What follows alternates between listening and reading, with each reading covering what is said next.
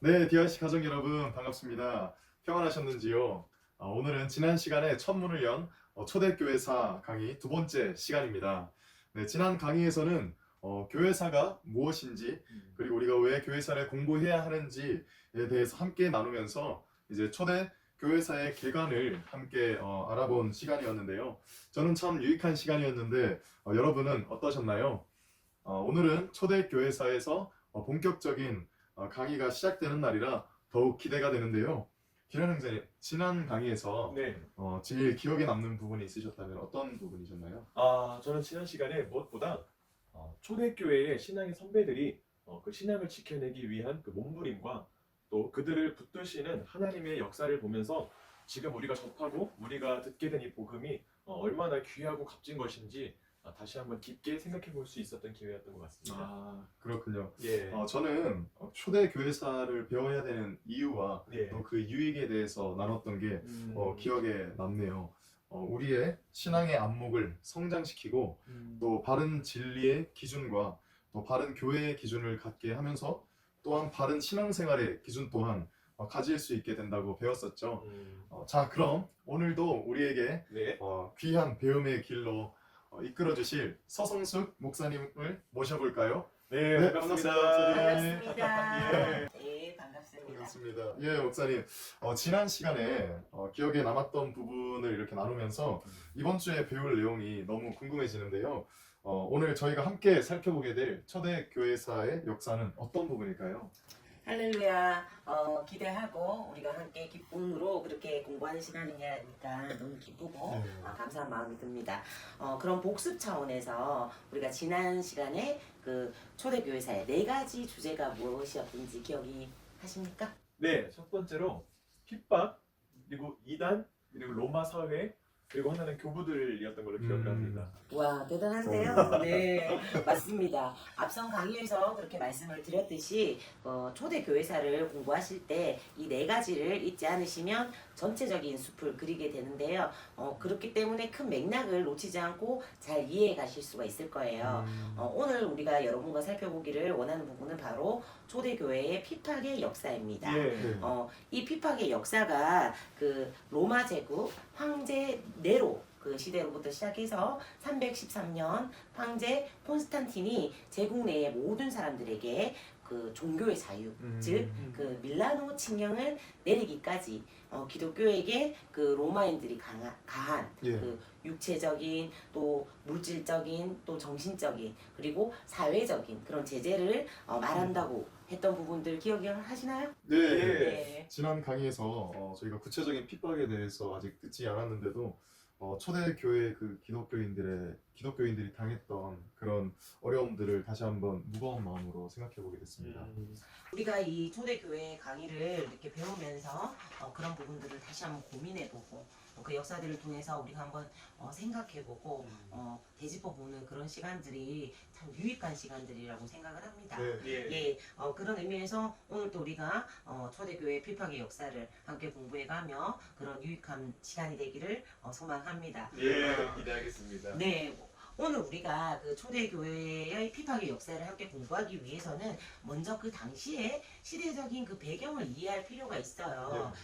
그리고 그 핍박의 원인, 그리고 그런 어떤 특징들이 또 있거든요. 그것들을 우리가 함께 파악하고 간다면 훨씬 이해하시기가 쉽겠죠? 네. 그래서 초대교회의 시작과 또 그 배경부터 우리가 먼저 이 시간 한번 살펴보기를 원합니다. 예. 그 1세기의 우리 그리스도인들은요 대부분이 유대인이었어요. 예, 기독교 그 최초의 교회는요 그 오순절 성령 강림을 계기로 그 사도행전에 나오는 그 예루살렘에서 우리가 시작이 되었습니다.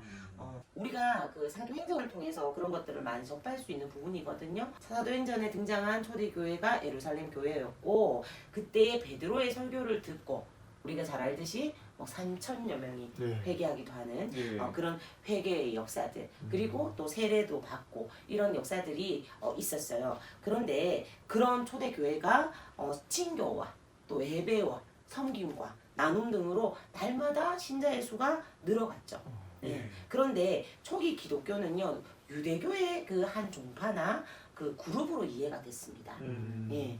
이런 연속성이 그 전통적인 유대교의 이념들이 초대 기독교의 사상 구조에 받아들여지고 통합되었었다는 것을 우리가 유추하게 해주자. 네. 네, 우리가 그 잘 아는 예루살렘 교회, 그 예루살렘 교회 하면 딱 떠오르는 분이 계셔야 되는데 스데반 집사. 예, 그 스데반 집사의 그 순교, 그와 함께 시작된 그 유대인들이 기독교인들의 박해가 있었어요. 그 박해로 그 어려움들을 당했습니다. 그 이런 유대인들의 박해는요, 그 2세기 동안 계속되어져 왔고, 네. 60년대에 여러분들이 너무나 잘 아시는 사도 바울, 그리고 예수님의 수제자 베드로, 또 예수님의 동생 야고보, 그 순교에 이르기까지, 그리고 예루살렘이 함락되어지죠. 그리고 그와 동시에 성전도 파괴되어져요. 그런 사건들로 말미암아서 초대 교회의 그 공동체는요, 예루살렘을 떠나서 흩어지게 됩니다. 이렇게 흩어진 유대인들을 우리가 디아스포라라고 표현을 해요. 예, 이 디아스포라 유대인들이 1세기의 복음 전도자의 역할을 하게 됩니다. 그런데 이 복음 전파를 로마 제국은요, 전쟁이라든지 문화, 또 어떤 그런 문물, 이런 상업 발달, 이런 것들로 인해서 도로가 굉장히 잘 정비가 되어 있었거든요.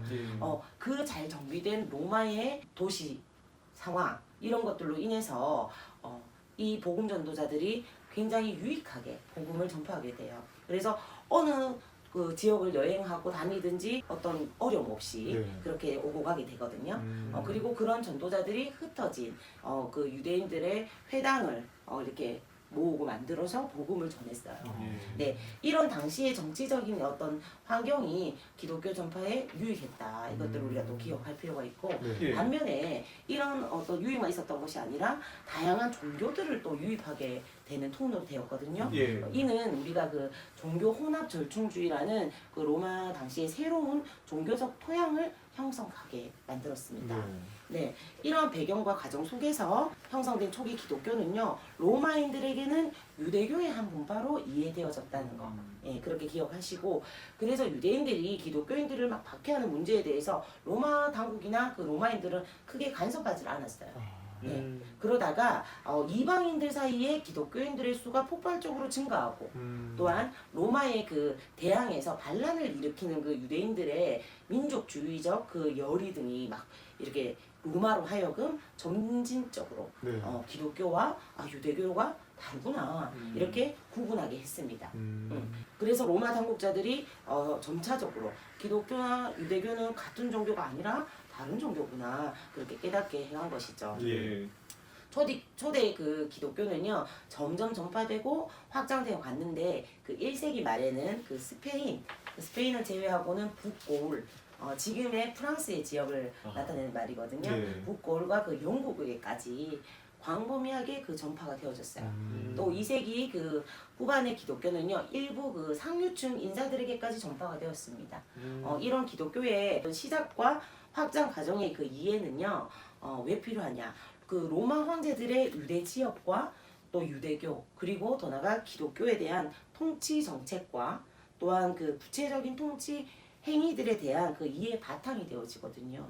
그리고 로마가 기독교를 박해했잖아요. 그 박해했던 근거와 그 정당성에 우리가 보다 객관적으로 접근하게 해주는 그런 어떤 이해의 바탕이 되어집니다. 로마의 그 박해는요, 밀라노 칙령이 내려질 때까지 10차례 정도의 그 어떤 대규모 박해가 있었고, 시간적으로는 약 250년간 진행이 되었습니다. 긴 역사죠. 네, 그럼 우리가 로마의 그 유대 지역에 관했던 그 어떤 정책, 그리고 유대인들과 기독교인들에 대한 태도와 그 초기 기독교 박해 원인을 한번 살펴보도록 할게요.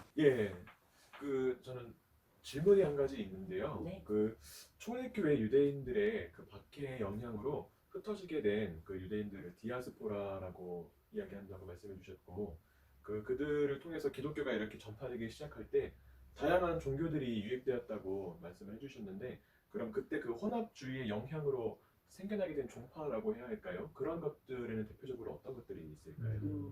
네, 기련 형제님께서 간단한 질문이라고 말씀하셨는데 지금 그 질문은 절대 간단한 질문이 아닌데요. 예. 네, 이 부분들을 제가 조금 잡아드리자면 예. 새로운 종파의 그 어떤 파생이라기보다는요. 예. 어떤 그런 아까 말씀드렸던 쉽게 오고 갈 수 있는 도로, 정비된 도로와 이런 어떤 환경들이 밖으로 기독교를 확산하게 하는 유익도 있었지만은 반면에 모든 것들이 쉽게 유입되게 하는 어떤 그런 면도 있었겠죠. 그런 상황들을 통해서 종교의 유입과 그로 인한 혼합의 양상이 있었다는 거예요. 아. 네, 그래서 그런 이해를 돕기 위해 그 시대의 종교적 상황을 우리가 또 조금 살펴봐야 되는 부분이 있거든요. 예. 그것을 조금 살펴본다면 그 로마 사회는요 그리스 문명의 그 바탕을 두고 있었습니다.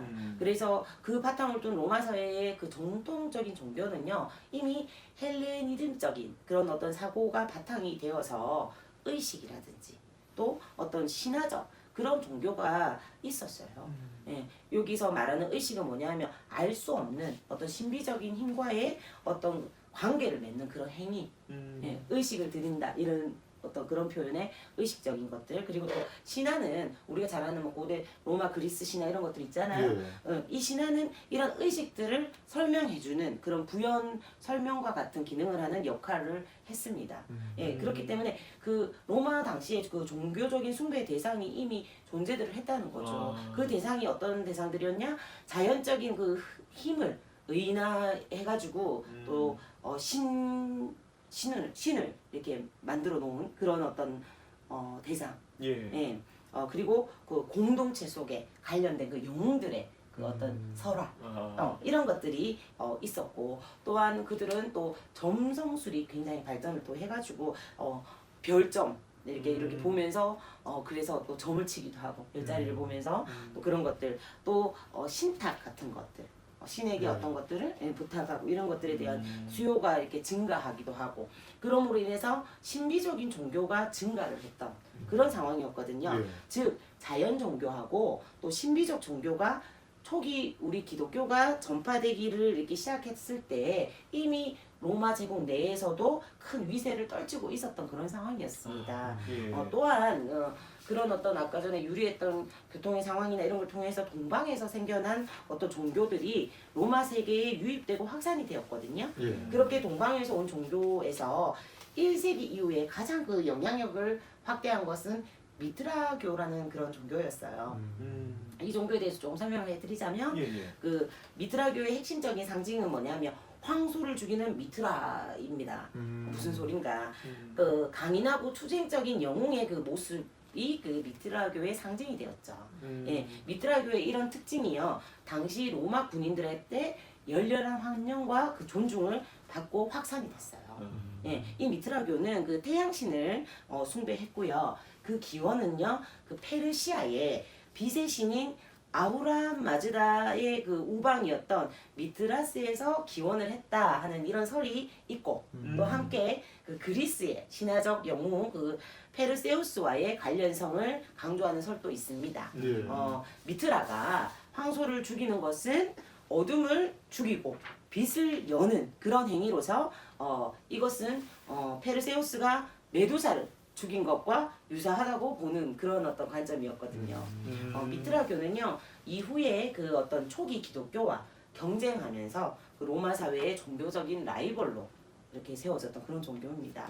예, 3세기가 그 미트라교의 그 전성기를 할 정도로 미트라교는요 로마 군인들을 중심으로 힘있게 확산이 되었어요. 예, 미트라교에는 뭐 제의적인 정결 또 도덕적 정화 뭐 이런 것들을 추구했다는 점과 그 유일 신적 태양 숭배를 통해서 기독교하고 함께 사람들에게 매력을 주었습니다.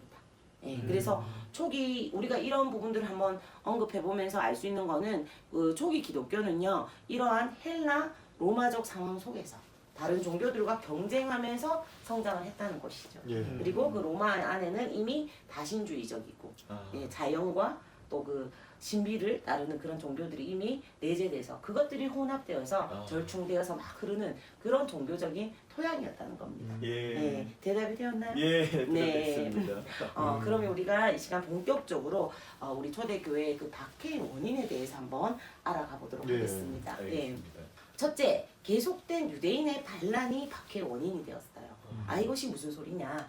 유대인들은요 자신들의 그 어떤 독특한 전승과 또 배타적인 유일신 신앙 때문에 항상 외국 그 정복자들을 혐오하고 그들에게 동화되기를 거부했어요. 그리고 그 아시리아 제국 시대 이래로 외국 지배자들에 대해서 종종 그 반란을 일으켰습니다. 네, 그래서 그 치세했던 티베리우스 황제 때, 그리고 가이우스 카리굴라 황제 때, 그리고 또 네로 황제 때, 트라이아누스 황제 때, 그리고 하드리안 황제 때 이렇게 막 반란을 일으켰어요. 예. 이로 인해서 유대인들은 박해와 학살도 많이 당했습니다. 예, 마치 우리가 그 일본의 식민 지배 아래 있었던 그 아픔의 역사의 시대 속에 식민 지배지로서 이렇게 막 개항을 하고 들고 일어나고 했잖아요, 방비를. 네. 그렇지만 그것은 늘 학살과 박해로 이렇게 돌아왔잖아요. 예, 그랬던 그렇죠. 어떤 상황들이라고 이해를 하시면 돼요. 그리고 또 배타적 그 유일신교라는 점, 이 말이 어렵지만 하나님 한 분 믿는다는 거예요. 하나님 한 분만이 우리의 유일한 신이라는 거죠. 네. 이러한 믿음이 유대교와 그 기독교의 공통점이긴 하잖아요. 네. 예, 따라서 그 기독교의 그 박해는요 로마 제국 안에서 갑자기 일어난 새로운 현상이라기보다는 이미 유대교의 박해를 거쳐서 그 마련된 역사적 연속성을 가진 현상이라고 이해를 하면 됩니다. 무슨 말인지 이해가 되시나요? 예. 예, 로마인들에게 있어서 유대교와 기독교는 동일한 한 분파고 종교로 느껴졌다는 거죠. 그러다가 조금 점점 다른 점을 알게 되고 구분하게는 됐지만 기독교의 박해 자체는 이미 유대교를 이렇게 유대교에게 가지고 있던 로마의 그 시선을 연장하는 연속성 상에서 박해의 원인을 가지고 있었다는 겁니다. 아시겠나요? 예. 네. 이처럼 우리가 그 기독교가 유대교를 모체로 해서 역사적으로 형성됐다는 그런 사실도 우리가 이 시간 통해서 다시 한번 점검하게 되는 거죠. 예. 그리고 기독교가 유대교를 배경으로 시작된 그 자체가 다시 한번 언급하지만 이미 박해의 요인을 내포하고 있었다 하는 것입니다. 예. 그리고 또 두 번째 그 박해 원인으로는 황제 숭배와의 대립이라고 표현할 수 있겠어요. 바울을 비롯한 그 사도의 그 복음 전파로요, 로마 제국 내에는 기독교가 그 확산됨으로 인해서 황제 숭배와 기독교 신앙의 대립이 필연적인 것이 되었어요. 예, 황제 숭배 의식은요, 본래는 오리엔트로부터 로마로 이식이 된 거였어요. 네. 실제로 그 율리우스 케사르는요, 공적인 국가 차원의 의례를 가진 신격화된 최초의 인물이 되었고요. 이를 이어서 그 로마 1대 황제죠. 아우구스투스는 내란으로 생겨난 그 사회 혼란을 수습하고 정적들로부터의 그 도전도 막고 자신의 그 어떤 통치권을 강화하기 위해서 제국 전역에서 자신을 신격화하고 숭배하도록 했습니다. 네, 기독교 복음이 전파된 1, 2세기에 그 황제 숭배의 양상을 우리가 이 시간 한번 살펴보면 예. 조금 더 이해하시기에 편하실 거예요. 네. 그 양상은 다음과 같은데요. 각 황제들마다 조금씩 차이가 있어요. 이를 대략적으로 우리가 살피면 각 황제들의 그 정책과 그를 통해서 당시 시대 상황을 이해하는 것, 그리고 앞으로 우리가 배우게 될 10대 박해에 대한 그런 이해함에 도움이 되실 겁니다. 네, 먼저 가이우스 칼리구라라는 이 황제는요, 시리아 그 총독인 페드로니우스에게 예루살렘 성전에 자신의 상을 세우도록 지시를 했어요. 그러면서 이 가이우스 황제는 자기 스스로가 신이라고 믿었고 그 신의 길을 자처했답니다. 네. 그리고 클라디우스 그 황제는요, 근동에서 그 평화 정착과 동방 교역료를 장악하기 위해서 유대를 로마령 속주로 병합을 시켰어요. 예. 근데 이 사람은 자신을 그 신격화하거나 숭배의 대상으로 삼지는 않았습니다. 그리고 네로, 우리가 잘 아는 그 네로는 자신의 그 신적인 지도력을 굉장히 강하게 나타내려고 노력했던 황제였죠. 그리고 베스파시아누스는 70년에 그 예루살렘을 정복했던 황제거든요. 그리고 유대인들에게 대해서 가혹한 박해를 감행을 했어요. 그는 성전에서 예배와 또 유대인들에게 어떤 기독교를 전파하는 것도 금지를 했거든요. 예. 또 성전에 바치는 세금도 로마에 바치게 그렇게 막 했던 정책을 펼쳤던 황제인데 이 황제도 자신을 뭐 신격화하거나 숭배 대상화하지는 않았습니다. 그리고 또 도미티안 황제라고 이 황제는 외국 종교 특히 그 유대교와 기독교를 적대시했습니다. 예, 그럼 반대로 이 황제는 어떤 것들을 신봉했을까요? 우리가 앞서 살폈던 그 제국 내에 있었던 자연 종교라든지 신비 종교라든지 그리고 국가 종교를 꼽자면 이런 황제 숭배 같은 것들을 지향을 했던 황제죠. 그리고 네르바는 자신의 그 자신의 그 동상을 그 로마 광장과 팔라티누스 언덕에 세우기는 했지만 자신을 신격화하거나 숭배 대상화하지는 않았고요. 그리고 트라이아누스 황제는 알리멘타라는 속주 빈민구제 정책을 통해서 속주들의 경제 사정을 개선하려는 그 노력을 많이 했던 황제거든요. 그리고 속주들의 그 반란을 우려해서 속주들이 비밀 결사를 만드는 이런 것들에 대해서 엄격히 단속했던 그런 황제인데 그럼으로 인해서 2세기 초에 기독교에 대한 박해를 막 가했던 그런 황제예요. 우리가 이런 황제들이 어떤 그 유대교를 이렇게 정치했던 그런 정체의 상황들 그리고 자신이 어떻게 신적인 어떤 존재로 존재하기를 원했던 이런 모습들을 짧게라도 지켜보면 황제마다 조금씩 이런 차이가 있었구나. 어떤 황제는 자신을 이렇게 신격화했고 숭배를 그러면 조금 더 강요했겠죠. 네. 그리고 어떤 황제는 자신을 그렇게 숭배 대상이나 신격하지는 않았구나. 이런 부분들을 우리가 조금 그 시대 상황들 것들을 조금은 좀 느낄 수 있잖아요. 예, 그런 이해를 돕기 위해서 제가 짧게 언급을 했고 그런 황제 숭배를 이렇게 강요했던 게 전체적인 로마의 흐름 속에 흘렀던 분위기거든요. 그것을 우상 숭배라고 생각했던 기독교인들은 받아들일 수 없었고 그 자체가 기독교가 로마에게 박해를 받을 수밖에 없는 원인이라고 말할 수 있겠어요. 네. 이후에도 앞서 말했던 그 황제들 외에도 유명했던 히드리안 황제, 우리가 또 잘 아는 또 마르쿠스 아울렐리우스 황제, 이런 부분들의 황제들도 계속해서 자신들의 어떤 신격화 그리고 황제 숭배를 강요했던 황제들이거든요. 그 모든 것들을 거절하는 것들이 그 기독교 박해의 원인이 되었죠. 예. 그러면 이어서 우리가 세 번째로 초기 기독교인들의 배타성이 또 박해의 원인이 되었던 부분을 살펴보기 원해요. 1, 2세기의 그 초기 기독교인들은요, 그 유일신 하나님 한 분을 섬기는 그 신앙을 바탕으로 했기 때문에 이질적인 문화와 그 어떤 종교들 그리고 사회생활에 대해서 그 어떤 배타적인 태도를 보였어요. 당시에 그 근동의 이집트, 또 메소포타미아, 또 시리아, 또 소아시아 등에 흩어져 살고 있던 그 유대인들은요, 그들이 이방신들에 대한 그 숭배 거부 태도 때문에 당시에 그 시민 생활에 극히 제한된 범위에서만 그렇게 참여할 수가 있었어요. 예를 들면 이방인들과의 그 어떤 상거래라든지 인간관계에 있어서까지도 제약을 받게 됐죠. 예. 앞서 초기 기독교가 로마 제국의 정비된 도로를 따라서 정치적, 경제, 문화, 종교의 중심지였던 각 도시들로 이렇게 확산이 됐던 부분을 제가 말씀드렸잖아요. 그런 과정 속에서 당시 기독교인들의 그 가장 큰 문제는 뭐냐 하면 어떻게 하면 이런 어떤 우상숭배에 빠지지 않고 자신들의 그 어떤 신앙의 정체성을 지키면서 거룩함을 지키면서 생활할 수 있을 것인가 이거였거든요. 예, 이런 사회적 태도가 당시 이교도 일반 대중들에게는 배타성으로 이해가 되어진 거예요. 그리고 또 그 기독교인들은요 공직과 복무를 기피했어요. 왜냐하면 그 당시 식민지에 그죠?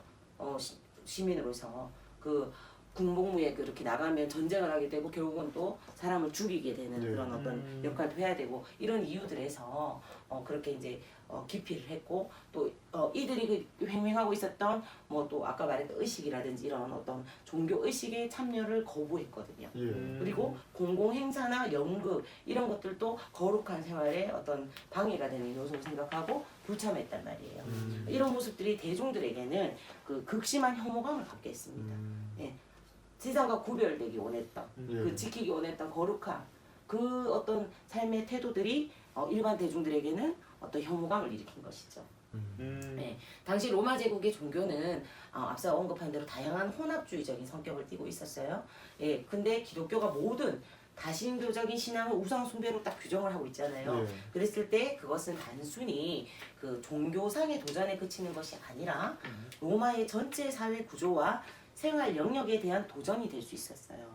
예, 그렇기 때문에 박해의 원인이 됐던 거죠. 예, 네 번째로 우리가 한번 살펴볼 박해의 원인은 초기 기독교에 대한 대중의 편견이었어요. 예, 어떤 편견이 있었냐? 기독교에 대한 그 적대감을 가지고 있던 군중들에게 그 기독교에 대한 갖가지 비난 그리고 또 조롱과 그 어떤 소문들은요 너무 쉽게 받아들여졌거든요. 예, 그 로마 제국의 대중들에게 기독교인은요 막 무신론자 그리고 제3인종 예, 별종 이 소리죠. 그리고 반역자, 완고한 사람들, 더 나아가서는 유아 살해자, 식인종, 예, 근친 상간자 이런 등의 표현으로 막 비난이 부어졌거든요. 예. 기독교에 대한 모을 이해에서 비롯된 오해들이죠. 예, 이러한 모을 이해는요 당시 사회 지도층이나 또 지식인들 사이에서도 마찬가지였어요. 예, 또 역사가였던 뭐 타키투스라든지 수에토니우스 등도 기독교를 사악한 미신으로 오히려 여겼거든요. 예, 이러한 그 박해의 대표적인 원인 외에도 당시 시대 속에서는 로마와 기독교가 갖는 문화적 또 사상적인 차이와 종교 간의 대립이 박해의 원인이 되었습니다. 예, 예를 들자면 로마인들과 기독교인들은 사상이 일치될 수가 없었고 일치되지 않았죠. 예. 로마인들은 국가 지상주의를 표방하는 반면에 기독교인들은 신본주의를 표방했고, 그죠? 또 로마인들은 로마 제국은 영원하다 이렇게 주장을 했던 반면에 기독교인들은 끝이 있다 그렇게 여겼고, 로마인들은 또 가정생활에 있어서도 또 가장의 그 명령에 절대적인 복종이 요구되었거든요. 그런데 기독교인들은 가장이 불신자라면 또 그 복종치 않는 경향도 있었잖아요. 그런 어떤 모습들 또 로마인들은 다신주의를 표방했단 말이에요. 신도 다다익선 많이 섬길수록 나에게 유익을 많이 줄 것이다. 그래서 다신주의를 표방했는데 기독교는 다신교를 거절하고 하나님 한 분 우리는 섬기는 유일신 신앙을 고수했잖아요. 예. 또한 이들은요 그 기독교인들의 집회를 비밀 집회다 이렇게 단정을 하고 비밀 집회는 땅 국가를 로마 외에 땅 국가를 건설하려는 음모다 이렇게 보기도 했습니다.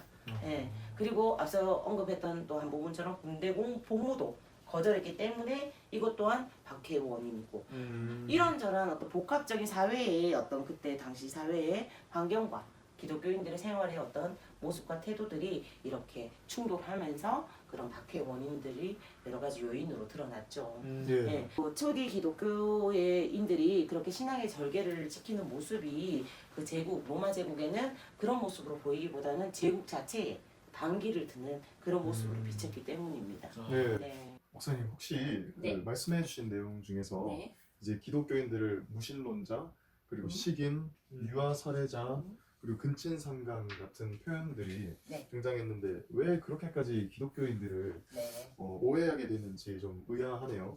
이제 그들의 눈에 비친 그 기독교가 어떠했기에 그런 오해를 받게 되었나요? 네, 좋은 질문이에요.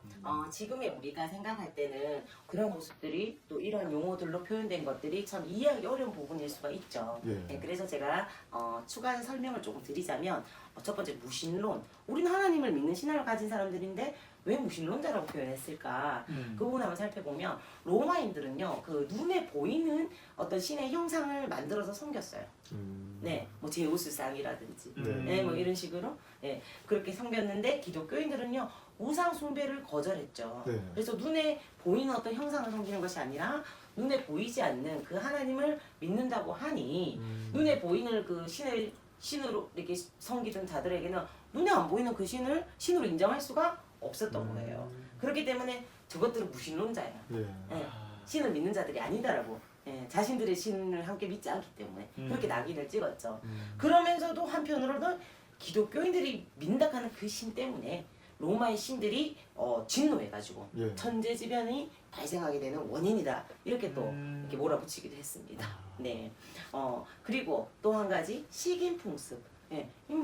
기독교인들을 식인종이라고까지 표현할 이유가 이렇게 생각이 되실 건데 초대교회는요 예배 때마다 성찬 예식을 거행하게 됐어요.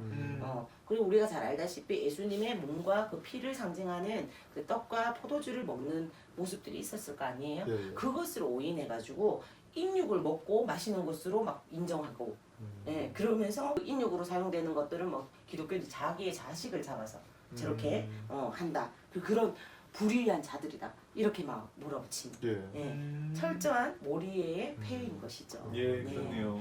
또 한 가지 근친상간 아니 거룩함을 지키려고 했던 기독교인들인데 근친상간이 웬 말입니까? 네. 예, 그렇게 생각할 건데 우리는 예수님을 주님으로 영접한 우리 그리고 또 고백한 우리 성도들은 어때요? 신분이나 계층이나 또 성을 초월해가지고 네네. 서로 간의 호칭 우리가 형제님, 자매님 이렇게 부르잖아요. 예. 예. 그렇기 때문에 로마인들은 기독교인들을 저거들끼리 막 어떤 관계를 맺고 저렇게 생활하는 부도덕한 사람들이야. 막 그렇게 이제 생각을 하고 또 자기들의 박해일피엠 이렇게 동굴에 모여서 이렇게 공동체의 어떤 생활이나 예배를 드렸던 그 모습을 막 남녀가 모여서 저기 혼음을 하고 저런 어떤 음란한 행위들을 하는 저런 무리들이다. 그래서 근친상간하는 무리다. 이렇게 이제 다 오해죠. 예. 네, 그랬던 겁니다. 왜 그렇게 불렸던지 조금 질문에 대답이 예, 되시나요? 감사합니다. 네.